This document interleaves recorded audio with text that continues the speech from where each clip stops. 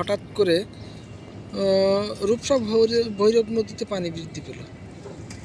এভাবে চলতে থাকলে এখনও পানির জোয়ারের স্রোত অনেক বেশি, এখনও প্রচুর জোয়ার ঢুকতেছে।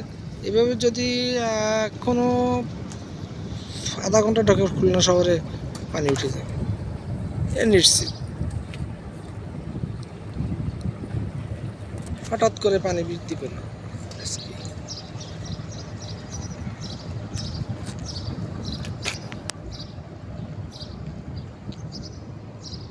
এখানে একটু উঁচা জায়গা, এই জন্য কিছু অনুভব করা যাচ্ছে না।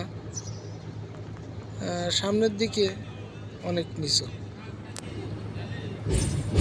এখন তো ছাপানোর মতো পরিস্থিতি। এখনো পানির যে গতি, পানির যে বেগ, গতিবেগ, তো এভাবে যদি 1 ঘন্টার মতো ওঠে, খুলনা শহরে পানি উঠবে নিশ্চিত।